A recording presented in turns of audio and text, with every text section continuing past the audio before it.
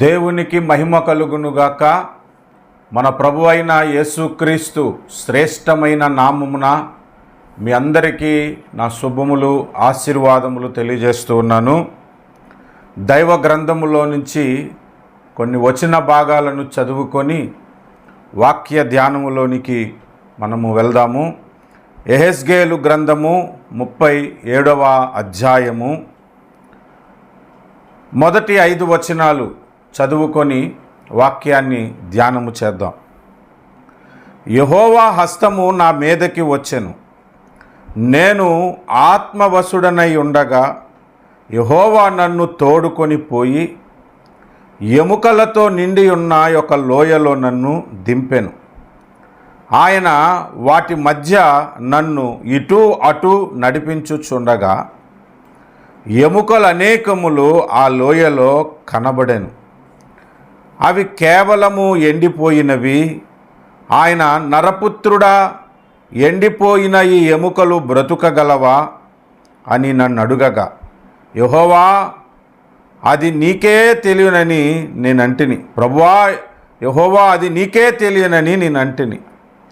అందుకు ఆయన ప్రవచనమెత్తి, ఎండిపోయిన ఈ ఎముకలతో ఇట్లనుము, ఎండిపోయి ఎముకలారా, యెహోవా మాట ఆలకించుడి.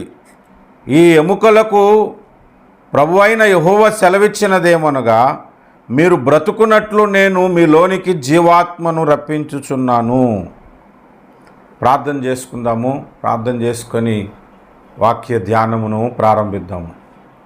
మహాగణుడవైన మా తండ్రి, సజీవులను మృతులుగా లేపగలిగిన పునరుద్ధాన శక్తి కలిగిన మహాదేవా, నీకు స్తోత్రాలు స్తుతులు చెల్లిస్తున్నాను. మీరు జీవమై ఉన్నారు. మీ జీవము అనేకులకు అనుగ్రహించుచున్న దేవుడవు. అందును బట్టి స్తోత్రాలు చెల్లిస్తున్నాను. ఈ దినమందు మరొక కోణములో యెహెజ్కేలు 37వ అధ్యాయాన్ని ధ్యానం చేయటానికి మీరు నాకు అనుగ్రహించిన కృపను బట్టి స్తోత్రాలు చెల్లిస్తూ ఉన్నాను.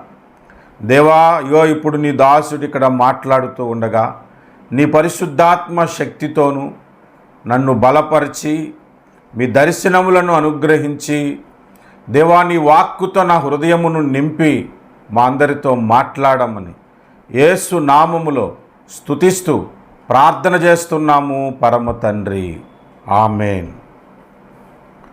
ప్రభునందు ప్రియులారా, దేవుడు ఒక సేవకుని ఎన్నుకుంటే లేదా ఏర్పాటు చేసుకుంటే అతని ద్వారా దేవుడు ఎటువంటి కార్యాలు చేస్తాడో ఈ అధ్యాయంలో మనం నేర్చుకోవచ్చు.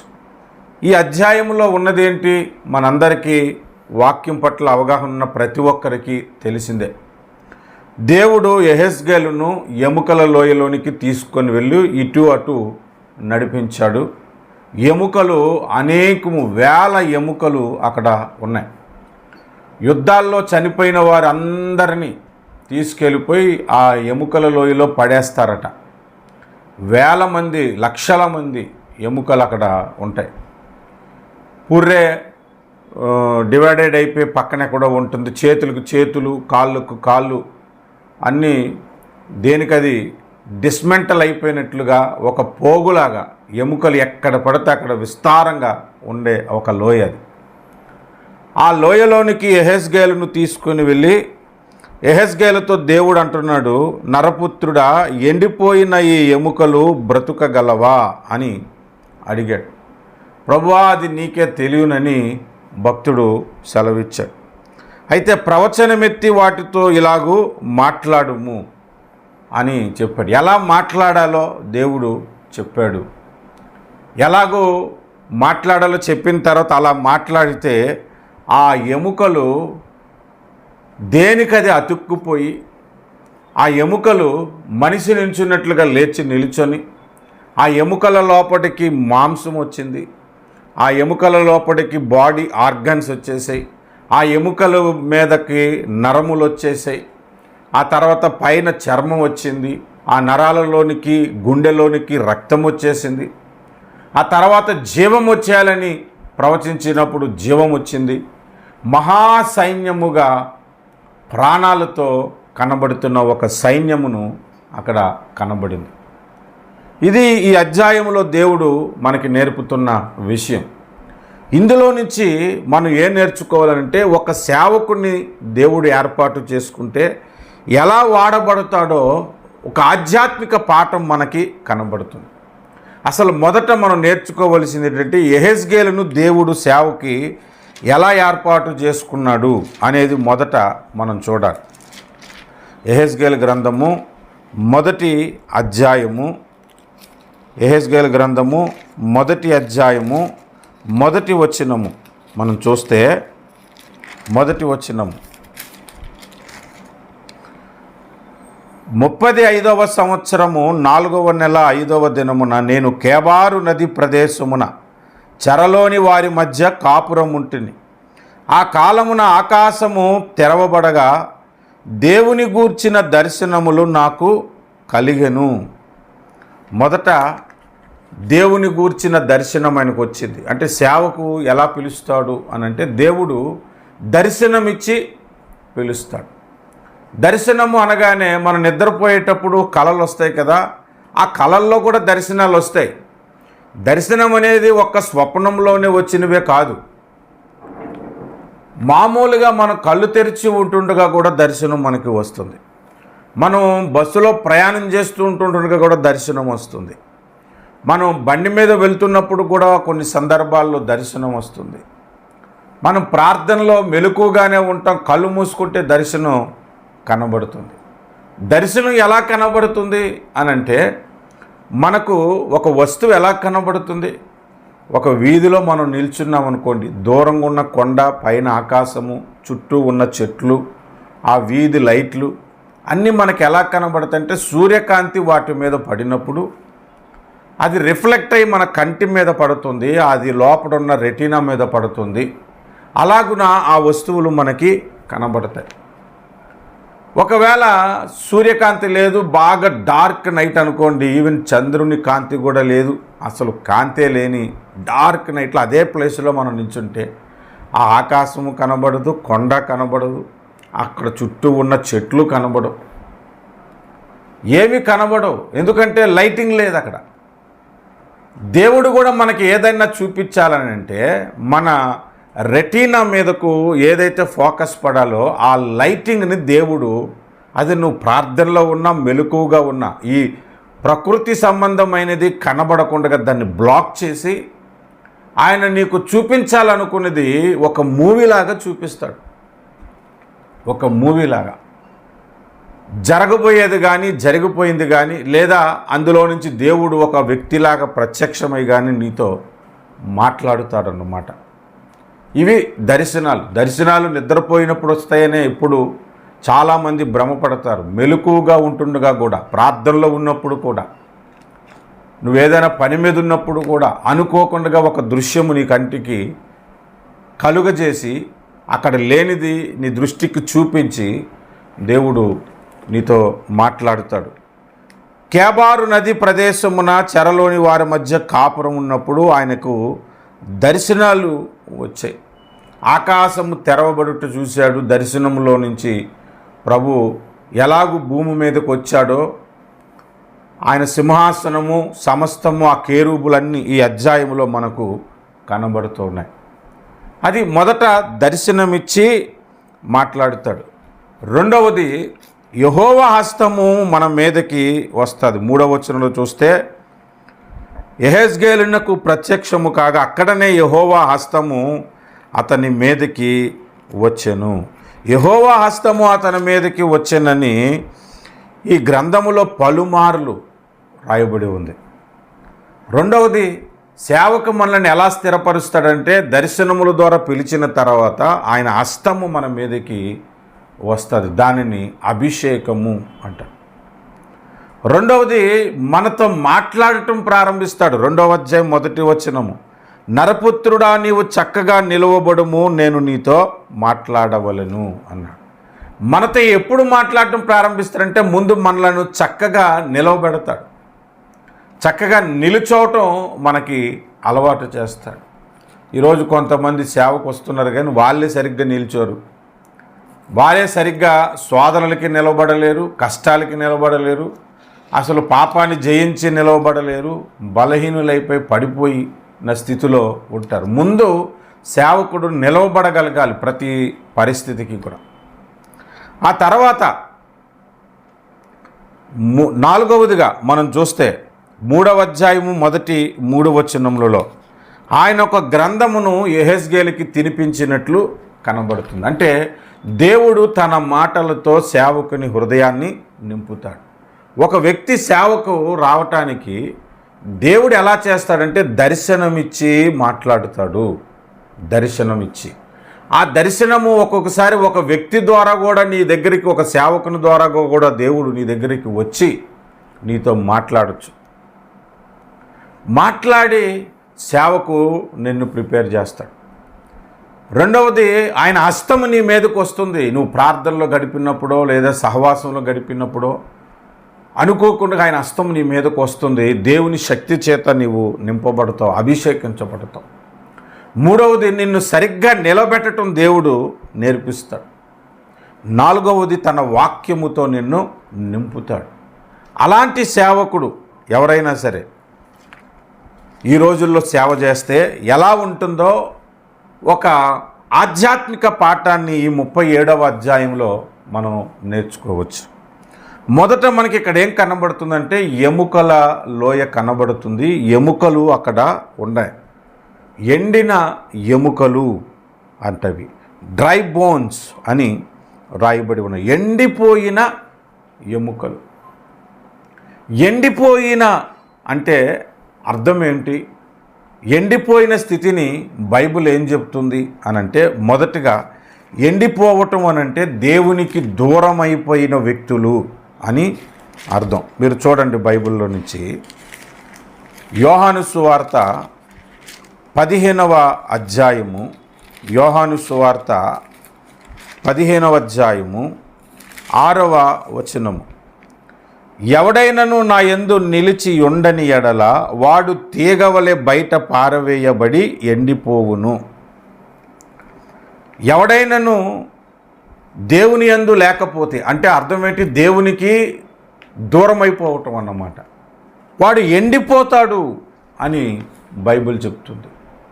అంటే ఎండిపోయిన స్థితి అంటే అర్థం ఏంటంటే దేవునికి దూరం అయిపోయిన స్థితి. దేవునికి ఆ వ్యక్తికి కనెక్షన్ ఇంకా లేదు, రిలేషన్ ఇంకా లేదు, కంప్లీట్గా దూరం అయిపోయాడు అన్నమాట. ఒకసారి నాకు ఒక బ్రదరు పరిచయం కనిపించి నన్ను అడుగుతున్నాడు, మీ బంధువులు పలానాయన ఇప్పుడు ఎలా ఉన్నారని. ఏమో నాకు తెలియదండి, వాళ్ళకి నాకు డిస్కనెక్ట్ అయిపోయి దాదాపు 10 ఏళ్ళు అయిపోయింది. అసలు వాళ్ళు ఎలాగున్నారో తెలీదు, ఏ స్థితిలో ఉన్నారో తెలీదు, వాళ్ళ పిల్లలు పెద్దలు అయిన తర్వాత ఏం చేస్తున్నారో తెలీదు అని నేను చెప్పాను. దేవునికి దూరం అయిపోతే కూడా దేవుని పనులేంటో మనకు తెలీదు, దేవుని కార్యాలేంటో మనకు తెలీదు, ఎలా ప్రార్థించాలో కూడా మర్చిపోతాం. ప్రార్థన అనుభవం పూర్తిగా చెడిపోతుంది, వాక్యం పట్ల అవగాహన కంప్లీట్గా తగ్గిపోతుంది, దేవుని మందిరమును గూర్చిన అవగాహన తప్పిపోతుంది. కంప్లీట్గా దూరం అయిపోయిన సంవత్సరాలు పెరుగుతున్న కొలది ఇంకా దేవునికి మనకి కంప్లీట్ స్థితి మారిపోతుందన్నమాట. దానిని ఎండిపోయిన స్థితి అంటారు.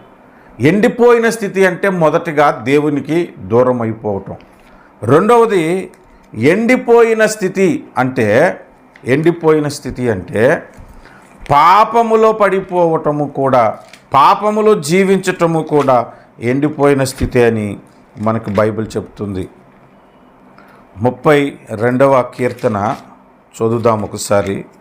32వ కీర్తన 3 నుండి మొదటి వచనం నుండి మనం చదువుదాం.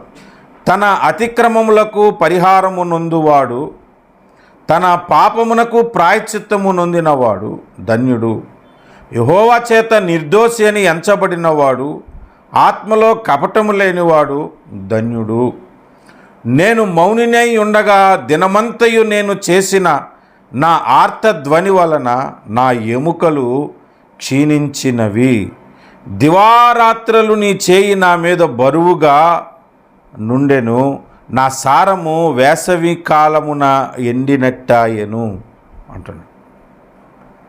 మొదటేమో పాపము నుంచి, అతిక్రమం నుంచి విడుదల పొందినవాడు, పరిహారము నొందినవాడు, ప్రాయశ్చిత్తము నొందినవాడు ధన్యుడు, యెహోవా చేత నిర్దోషి అని అనిపించుకున్నవాడు ధన్యుడని చెప్తున్నాడు. 3వ వచనం దగ్గరకు వస్తే దేవునికి దూరమైపోయి పాపములో ఉన్నవాని స్థితి ఎలా ఉంటుందనంటే సారము వేసవి కాలమున ఎండినట్లయిపోతుందంట. 5వ వచనం, నా దోషము కప్పుకొనక నీ ఎదుట నా పాపమును ఒప్పుకొంటిని అన్నాడు. అంటే పాపాన్ని ఒప్పుకోలేని స్థితిలోనికి ఎవరైతే దిగజారిపోతారో, పాపములోనే జీవిస్తూ ఉంటారో వారి బ్రతుకు ఎండిపోయినట్టు అని అర్థం. ఎండిపోయిన అనే మాటకు ఇంకొక అర్థం ఏంటో తెలుసండి. లూకాసు వార్త 21వ అధ్యాయంలో యేసు ప్రభు వారు సిలువను మోస్తూ అక్కడ ఏడుచుచున్న స్త్రీలను చూసి మాట్లాడుతాడు. నా నిమిత్తము ఏడవకుడి, మీ నిమిత్తము మీ పిల్లల నిమిత్తము ఏడుగుడి అని చెబుతూ పచ్చిమ్రానుకే ఇలాగూ చేసిన ఎడల ఎండిన మ్రానుకి ఇంకేమి చేయుదురో అన్నాడు. పచ్చిమ్రాను అని అంటే అది యేసు ప్రభు, పాపము లేనివాడు కాబట్టి. ఎండిన మాను అనంటే, ఎండిన మ్రాను అంటే పాపములో ఉన్న ప్రజలను గూర్చి మాట్లాడుతున్నాడు. కాబట్టి ఎండిన స్థితి అనంటే ఇంకా పాపములో ఉన్న వాడిని ఎండిన స్థితితో పోల్చబడింది. ఎండిపోయిన స్థితి అనంటే ఇంకొకటి శాపముతో పోల్చబడింది. మీరు మార్కు సువార్త 11వ అధ్యాయాన్ని మనం చూస్తే యేసు ప్రభు వారు ఒక అంజూరపు చెట్టును శపించాడు.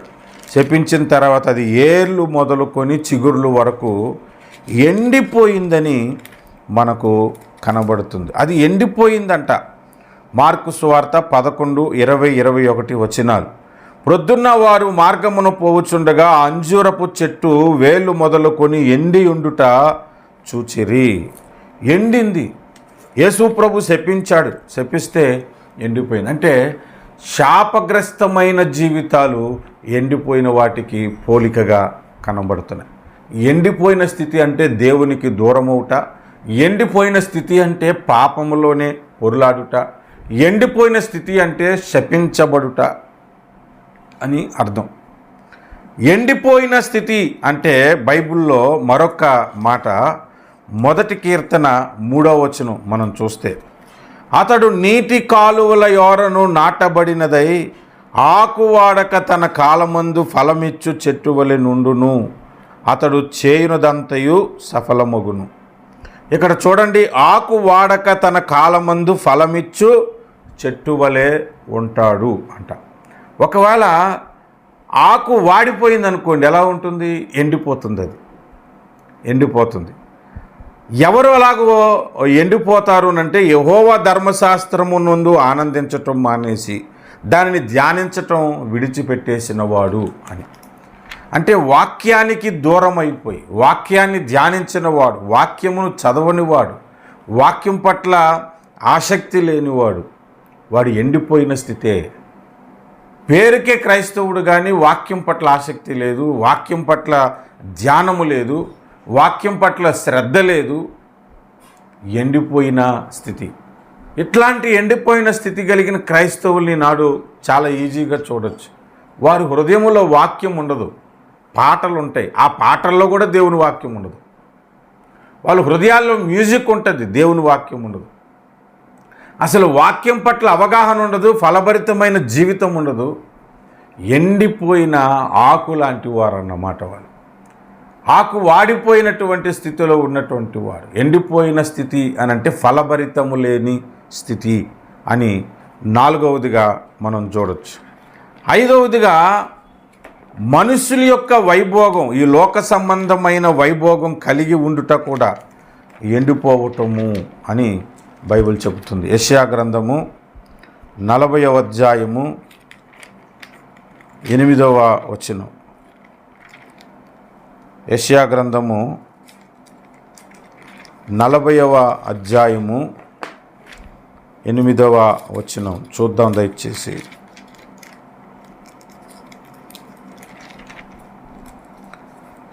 గడ్డి ఎండిపోవును, దాని పువ్వు వాడిపోవును, మన దేవుని వాక్యము నిత్యము నిలుచును.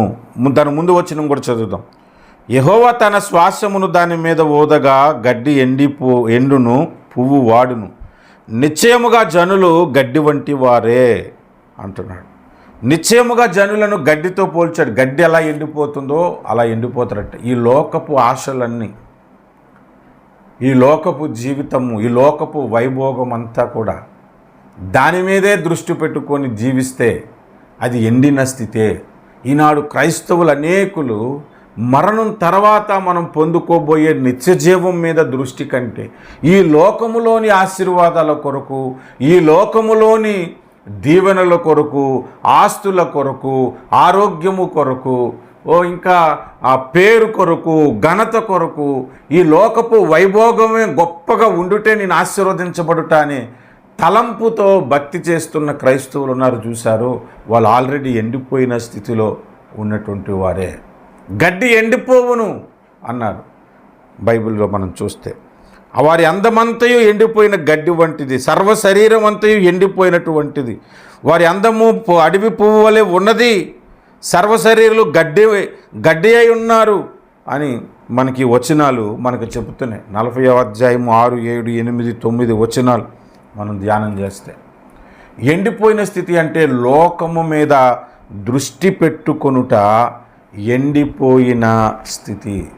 ఇలాగూ ఎండిపోయిన వారు జీవితములలో ఎలాంటి దైవ సేవకుడు అవసరమవుతున్నాడంటే దర్శనము కలిగిన దైవ సేవకుడు అవసరమవుతున్నాడు, అభిషేకము కలిగిన దైవ సేవకుడు అవసరమవుతూ ఉన్నాడు, వాక్యము చేత నింపబడగలిగిన దైవ సేవకుడు అవసరమై ఉన్నాడు, తాను నిలబడగలిగిన ప్రతి శోధనకు ఇబ్బందికి నిలబడగలిగిన దైవ సేవకుడు అవసరమై ఉన్నాడు. అటువంటి దైవ సేవకుడే యెహెజ్కేలు.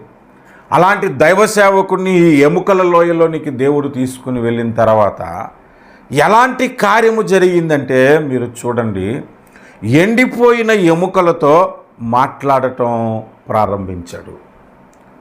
మామూలుగా ఎండిపోయిన ఎముకలతో నువ్వు మాట్లాడితే అసలు ముందు ఆ ఎముక రెస్పాండ్ అవుతుందా అన్నది కదా మనం ఆలోచిస్తాం. ఈనాడు కొంతమంది సేవకుల్లో కూడా ఇట్లాంటి వాళ్ళు చూశాను. వాడికి ఎంత చెప్పినా వినండి, అసలు ఆడు వినడానికి సంగతి తెలిసే వాడి జోలికి నేను పోలేదు, వాడికి దేవుని గురించి నేనేం మాటలు చెప్పలేదు అనేటువంటి వారిని నేను చూశాను. వాడు వినడు, కానీ ప్రకటించే పని మనది. ఎండిపోయి ఉన్నాడు ఏం వింటాడు? వాడిలో జీవం లేదు, చెవులు లేవు, ఏమీ లేదు, అసలు వాడు వినడు. కానీ దేవుడు నిన్ను ప్రకటించమన్నాడు కాబట్టి, దేవుడు నిన్ను పలుకమన్నాడు కాబట్టి, దేవుడు నిన్ను మాట్లాడమన్నాడు కాబట్టి ఆ విశ్వాసంతో మనం మాట్లాడటమే. దేవుని మాటలు మనం పలికినప్పుడు ఎండిపోయినోడు కూడా బ్రతకగలడు. అంటే ఇక్కడ ఏం నేర్పిస్తున్నాడంటే తన వాక్యం యొక్క శక్తి ఏమిటో నేర్పిస్తున్నాడు, తన వాక్యములో ఉన్న బలమేమిటో నేర్పిస్తూ ఉన్నాడు. ఒక సందర్భంలో మనం గమనిస్తే శతాధిపతి యేసు ప్రభు దగ్గరకు వచ్చాడు. ప్రభువా, నా పనివాడు, నా దాసుడు నా ఇంట్లో ఉండి పనులు చేస్తుంటాడు, అతడు పక్షవాయువు వచ్చి పడిపోయి ఉన్నాడు, కాలు చేతులు పడిపోయింది, ప్యారలైజ్డ్ అయిపోయాడు. ఆయన నా ఇంటికి వచ్చి అతడు బాగుపడినట్లు ఒక మాట సెలవిమ్ము అని అడిగాడు. యేసు ప్రభు అన్నాడు, నేను వస్తాను మీ ఇంటికంటే. వద్దు ప్రభువా, మాట మాత్రము సెలవియు అని అన్నాడు. అంతగా ఆయన మాటల్లో శక్తిని విశ్వసించాడు. కాబట్టి సరే నీ దాసుడు బాగుపడు, నువ్వు వెళ్ళిపో అన్నాడు. సరిగ్గా ఆయన పలికిన ఆ సమయానికి ఆ ఇంటిలో ఉన్న దాసుడికి దేవుని శక్తి వచ్చేసింది. వాని ఎంత దూరంలో ఉన్నాడో ఏమో తెలీదు, దేవుని మాట యొక్క శక్తి అతనిలో పనిచేయటం ప్రారంభమైంది. ఇతడు ఇంటికి వెళ్ళేసరికి అతడు దాసుడు నిలబడి పని చేసుకుంటున్నాడంట. అంటే దేవుని మాట యొక్క శక్తి ఎంత బలమైనదో మీరు ఆలోచించండి, ఎంత శక్తివంతమైనదో మీరు ఆలోచించండి. ఎండిపోయిన ఎముకలను సహితము జీవింపజేయగలిగిన శక్తి దేవుని మాటకు ఉన్నది. అందుకే ఆయన మాటలు మనం పలకాలి. ఇప్పుడు ప్రసంగాలన్నీ ఎలాంటివి అయిపోయాయంటే ఆయన మాటలు తక్కువ, లోకపు మాటలు ఎక్కువ. ఒక ప్రసంగం మనం విన్నామంటే మొదట బైబిల్లో ఒక వచనం చదువుతాడు, అక్కడి నుంచి అమెరికాకి వెళ్ళిపోతాడు, ఒక చరిత్రకి వెళ్ళిపోతాడు, జోకులేయటం మొదలు పెడతాడు, వీడు స్టోరీ చెప్పటం మొదలు పెడతాడు, వీడి సంగతులు చెప్పటం మొదలు పెడతాడు, వీడి తాత గురించో అన్న గురించో చెల్లి గురించో పక్కింటోడి గురించో ఏదో స్టోరీ చెప్పటం మొదలు పెడతాడు. ఆఖరిలో మరలా వాక్యం దగ్గరకు వచ్చి ముగించేస్తాడు. అంటే గంట ప్రసంగంలో 10 నిమిషాలే వాక్యం ఉంటుంది, మిగిలిన 50 నిమిషాలు సోదే ఉంటుంది. అదే దేవుని మాటలే మనం కంటిన్యూగా ఒకదానికొకటి లింక్ కలుపుకుంటూ మనం మాట్లాడుతూ ఉంటే ఆ మాటలు ఎదుటివాని జీవితంలో జీవమును పోస్తాయి, శక్తితో నింపుతాయి. కాబట్టి శక్తి కలిగిన దేవుని వాక్యము చేత మనము నింపబడాలి. రెండవదిగా మనం ఇక్కడ ఆలోచన చేస్తే ఎముకల లోయలో ఆ ఎముకలు ఉన్నాయి. ఆ లోయకు ఒక పేరు పెట్టవచ్చు, జీవము లేని లోయ, అంటే మరణపు లోయ అని. ఎప్పుడైతే దేవుడు తన సేవకుని అభిషేకించి నిలవబెట్టి వాక్యముతో నింపి దర్శనమిచ్చి వాడుకుంటాడో ఆ వ్యక్తి ఇతరులను ఏం చేస్తాడంటే మరణపు లోయలో నుండి జీవపు స్థితిలోనికి నడిపించగలుగుతాడు. అంటే జీవవాక్యము చేత నింపబడతాడు. అతడు మాట్లాడుతూ ఉంటే జీవము వస్తుంది. యేసు ప్రభు మాటలు జీవము అని మనకు బైబిల్ చెబుతుంది. యోహాను సువార్త 6వ అధ్యాయము 63వ వచనము, ఆత్మయే జీవింపజేయుచున్నది, శరీరము కేవలము నిష్ప్రయోజనము. నేను మీతో చెప్పి ఉన్న మాటలు ఆత్మయు జీవమునై ఉన్నవి అన్నాడు.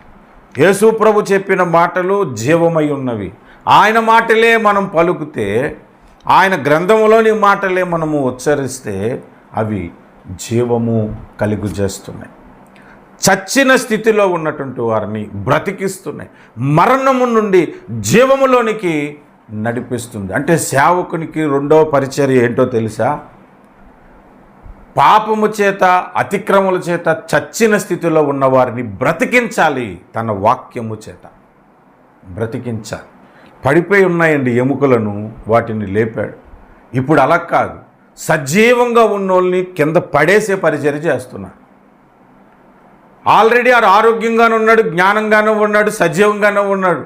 వీడు టచ్ అని చెప్పి కింద పడేసే పని చేస్తున్నాడు. యెహెజ్కేలు పడిపోయిన వాడిని తిరిగి లేపాడు. చచ్చిన స్థితిలో ఉన్నవారిని లేపాడు. అలాంటి పరిచర్య యెహెజ్కేలుది. అంటే జీవమును కలుగు చేసే పరిచర్య. ఎంతమందికి నీ వాక్య పరిచర్య ద్వారా లేదా నీ సాక్ష్యము ద్వారా దేవుడు నీ పట్ల చేసిన కార్యము ద్వారా వాడిని మృతులలో నుంచి బయటికి తీసుకొని వచ్చావు, ఆ మరణపు లోయలో నుంచి బయటకు తీసుకొచ్చావు, ఎండిన స్థితిలో నుంచి బయటికి తీసుకొని వచ్చావు. ఇది మనకి ప్రభు మాట్లాడుతున్న మాట. ఇంకా మనం కొంచెం లోతుగా మనం వెళ్ళిపోతే మూడవదిగా జీవవాక్యము మనకి కనబడుతుంది. మొదటి వాక్యమును శక్తి ఆ ఎండిన స్థితిని బాగు చేసింది. రెండవది మరణము నుండి జీవములోనికి నడిపించింది. మూడవది జీవవాక్యము వారికి కలిగిందన్నమాట. అంటే జీవము వానిలోనికి కలిగింది. ఇంకా నాలుగవదిగా మనం చూస్తే వాటికి ఒక స్వరూపం వచ్చింది. ఆ ఎముకలకు ఆ ఎండిపోయిన ఎముకలకు స్వరూపం వచ్చింది. ముక్కు, కళ్ళు, చేతులు అన్ని అవయవాలు ఏర్పడి ఒక స్వరూపం వచ్చింది. నీ ప్రసంగాల ద్వారా, నీ వాక్య సందేశముల ద్వారా ఎంతమందిని నువ్వు మరలా వారికి క్రీస్తు స్వరూపమును కలుగజేయగలుగుతున్నావు? క్రీస్తు స్వరూపము వారి యందు ఏర్పడాలని ఎంత ప్రార్థన చేస్తున్నావు? ఎటువంటి వాక్య పరిచర్య చేస్తూ ఉన్నావు? యెహెజ్కేలు అభిషేకించబడ్డాడు కాబట్టి, వాక్యము చేత నింపబడ్డాడు కాబట్టి, దర్శనము ద్వారా ఏర్పాటు చేయబడ్డాడు కాబట్టి, దేవుని ఏర్పాటులో ఉన్నాడు కాబట్టి, నిర్జీవమైన ఎముకలకు, ఎండిపోయిన ఎముకలకు ఆ ఎండిపోయిన స్థితిలో నుంచి బయటికి రావటమే కాదు, ఆ మరణపు స్థితిలోంచి బయటికి రావటమే కాదు, జీవము కలుగుట మాత్రమే కాదు, వాటికి స్వరూపము కూడా కలిగేటట్లు ప్రవచించాడు. స్వరూపము, ఒక రూపము ఏర్పాటైనది. ఒక రూపము. నువ్వు ప్రసంగిస్తే క్రీస్తు స్వరూపములోనికి భక్తులు మలచబడాలి, విశ్వాసులు మలచబడాలి. అలాంటి ప్రసంగాలు చేయాలి. ఈరోజు ప్రసంగాలలో సత్తువ లేదు, జీవమే లేదు. కొంతమంది ప్రసంగాలలో క్రీస్తు స్వరూపము ఎదుటి వాళ్ళకి ఏర్పడదు, ఈయన స్వరూపం ఏర్పడుతుంది. ఈయనకలా మాట్లాడటం నేర్చుకుంటాడు, ఈ సేవకులా నడవటం నేర్చుకుంటాడు, ఈ సేవకులా జోకులేయటం నేర్చుకుంటాడు తప్ప క్రీస్తు స్వరూపంలోనికి మలిచే పరిచర్య లేదు. చాలామంది మినిస్ట్రీస్ చూశాను, అయ్యగారి పేర్లు చెప్పుకొని అయ్యగారి ప్రసంగాల్ని మళ్ళీ రిపీట్ చేసుకొని అయ్యగారి జోకుల్ని రిపీట్ చేసుకొని చెప్పేవాళ్ళు తప్ప క్రీస్తు స్వరూపములోనికి మలచే పరిచర్య ఈనాడు లేదు. ఆ ఎముకలకు ఒక స్వరూపం వచ్చిందండి. మనం ప్రసంగం చేస్తే, వాక్య పరిచర్య చేస్తే, దేవుని సందేశాన్ని మనము అందిస్తే ఎదుటివానిలో క్రీస్తు స్వరూపము ఏర్పాటవ్వాలి. క్రీస్తు స్వరూపము సంపూర్ణత వానిలోనికి రావాలి. అలాంటి వాక్య సందేశాలతో నీవు నింపబడాలి. ఎందుకు ఈనాడు అట్లాంటి సందేశాలు లేదంటే దర్శనం లేదు, ఎందుకు అట్లాంటి సందేశాలు లేదంటే అభిషేకము లేదు, ఎందుకు అట్లాంటి సందేశాలు లేదంటే సరిగ్గా నిలబడటలేదు, ఎందుకు అలాంటి సందేశాలు మనకి కలుగటలేదంటే దేవుని వాక్యమును వీడు భుజించటం లేదు. యెహెజ్కేలుకి ఆ 4 అనుభవాలు సమృద్ధిగా ఉన్నాయి.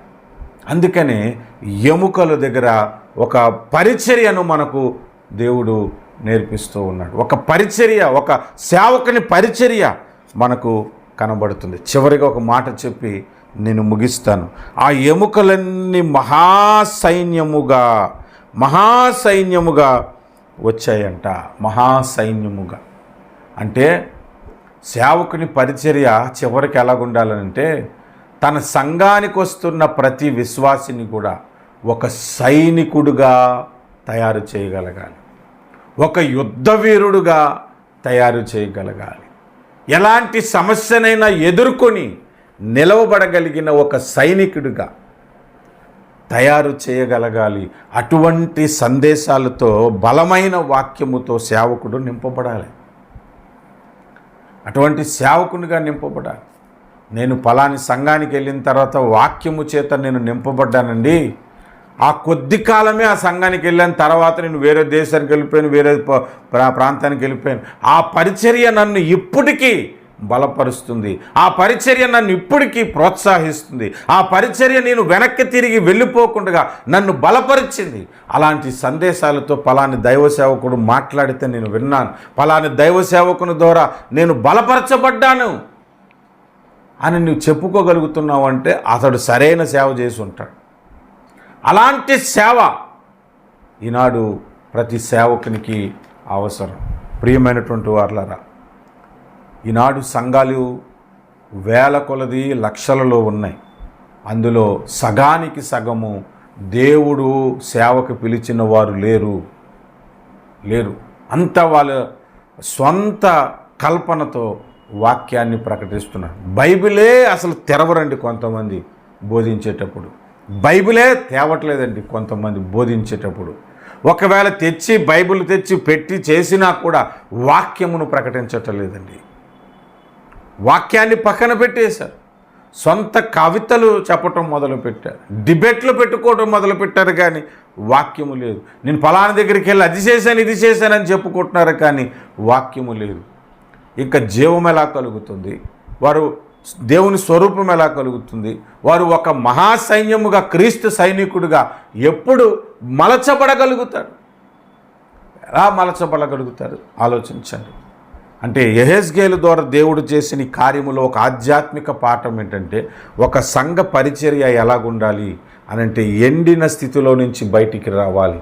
ఎండిపోయిన స్థితి అంటే ఏంటో చెప్పా. ఆ పరిచర్య ఎలాగ ఉండాలనంటే మరణము నుండి జీవములోనికి రావాలి. ఆ పరిచర్య ఎలా ఉండాలంటే వాడిలోనికి జీవవాక్యము చేత నింపబడాలి. ఆ పరిచర్య ఎలా ఉండాలి అని అంటే క్రీస్తు స్వరూపములోనికి మలచబడే పరిచర్యగా ఉండాలి. ఆ పరిచర్య ఎలా ఉండాలనంటే క్రీస్తు సైనికుడిగా మలచబడగలగాలి. ప్రతి క్రైస్తవుడిని క్రీస్తు సైనికునిగా మలచబడగలిగిన పరిచర్య చేయగలగాలి. అలాంటి పరిచర్య ఈనాడు జరగాలనంటే దర్శనం ఉండాలి, అభిషేకం ఉండాలి, క్రీస్తులో నిలవబడగలగాలి. నాలుగవది వాక్యము చేత నింపబడగలగాలి. అలాంటి అనుభవము యెహెజ్కేలుకి ఉన్నది. కనుక దేవుడు మనకు అందించిన ఈ సందేశాన్ని బట్టి ఒక మంచి సంఘమందు విశ్వాసులుగా, వాక్యము కలిగిన, దర్శనము కలిగిన, అభిషేకము కలిగిన సంఘములో విశ్వాసులుగా ఉంటూ అటువంటి సేవకుని వర్తమానాలు మాత్రమే ఇప్పుడున్న సోషల్ మీడియాలో వింటూ నీ ఆత్మను నీవు బలపరుచుకోవాలి. నీవు ఒక క్రీస్తు సైనికుడిగా మలచబడాలి. ఏది పడితే అది వినకండి. ఎక్కువ వ్యూస్ ఉన్నాయి కదా అని వినేవద్దు. అందులో దైవ స్వరం ఉన్నదా లేదా అన్నది గ్రహించి వాక్యాన్ని వినటం నేర్చుకోవాలి. దేవుడు మనకు అనుగ్రహించిన ఈ సందేశాన్ని బట్టి ప్రభుకి మహిమ కలుగునుగాక. ప్రార్థన చేసుకుందాము. ప్రార్థనకు ఏకీభవించండి. ప్రేమ కలిగిన మా తండ్రి, నమ్మకమైన నా ప్రభువా, కరుణా సంపన్నుడా, కృపాసాగరుడా, సత్యదేవుడా, మహిమానితుడా, మహోన్నతుడా, సర్వోన్నతుడా, శక్తిమంతుడా, బలవంతుడా, నీతిమంతుడా, నీ వాక్యము బలమైనది నాయనా. మీ యొక్క దర్శనముల చేతను, మీ ఆత్మ చేతను అభిషేకించి మమ్మలను స్థిరపరిచి నిలవబెట్టి నీ వాక్కుతో మమ్మలను నింపి నీ పనిలో వాడుకునండి. ఎండిన స్థితిలో ఉన్న అనేకులను మహాసైన్యముగా మార్చగలిగిన అభిషేకముతో నింపండి. ప్రవచన వాక్కుతో నింపండి, జీవవాక్కుతో నింపండి, శక్తి కలిగిన వాక్కుతో నింపండి. అనేకులను నీ స్వరూపంలోనికి మలచగలిగిన సందేశాలతో నింపమని ప్రార్థిస్తూ ఉన్నాము. కనికరించమని, మీ జీవమును మాకు సమృద్ధిగా ఇవ్వమని యేసుక్రీస్తు పరిశుద్ధ నామములో ప్రార్థిస్తున్నాము మా ప్రియమైన పరలోకపు తండ్రి. ఆమేన్. Please subscribe to our channel, press the notification button and like our videos. Thank you for watching.